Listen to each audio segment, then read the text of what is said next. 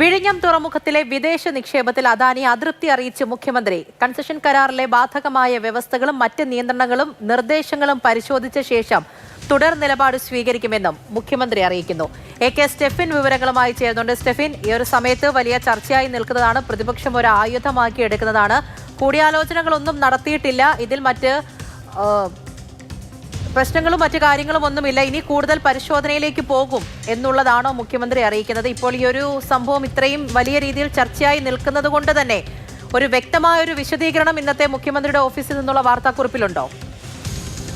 പൂജ, ഏതായാലും ബജറ്റ് അവതരണത്തിന് പിന്നാലെ വലിയ തരത്തിലുള്ള വിമർശനങ്ങൾ ഉയർന്നു വന്നിരുന്നു. പ്രത്യേകിച്ചും സർക്കാരിനെതിരെ പ്രതിപക്ഷം ഈ തുറമുഖ നഗരമാക്കുന്നു കേരളം, അതിനെതിരെ വലിയ വിമർശനം ഉണ്ടായിരുന്നു. വലിയ അഴിമതിക്കാണ് ഇത് വഴിയൊരുങ്ങുന്നത് തുടങ്ങിയ വിമർശനങ്ങളൊക്കെ വന്നതാണ്. അതിന് പിന്നാലെയാണ് വിഴിഞ്ഞം തുറമുഖത്തിൻ്റെ ഓഹരി കൈമാറുന്നതുമായി ബന്ധപ്പെട്ട വിഷയം ഉയർന്നു വന്നത്. അതിലേതായാലും ഭരണ പ്രതിപക്ഷങ്ങൾക്ക് ഒരുപോലെ തന്നെ അതൃപ്തിയുണ്ട് ഈ അദാനി ഗ്രൂപ്പിൻ്റെ പ്രവർത്തികളിൽ. പ്രത്യേകിച്ചും മുഖ്യമന്ത്രിയുടെ ഓഫീസ് കർശനമായി ഈ വിഷയത്തിൽ ഇടപെട്ടിരിക്കുകയാണ്. പ്രത്യേകിച്ചും ഈ ഓഹരി കൈമാറ്റവുമായി ബന്ധപ്പെട്ട് ഉള്ള കാര്യങ്ങൾ, അതിലുള്ള അതൃപ്തി മാനേജ്മെൻറ്റിനെ അറിയിച്ചിട്ടുണ്ട്. ഇനി ഏതായാലും അതിൻ്റെ തുടർ നടപടികൾ നിർത്തിവെക്കണം എന്നുള്ളതാണ് പ്രതിപക്ഷം ആവശ്യപ്പെടുന്നത്. ഒപ്പം തന്നെ അവർ പറയുന്ന പ്രധാനപ്പെട്ട മറ്റൊരു കാര്യമുണ്ട്.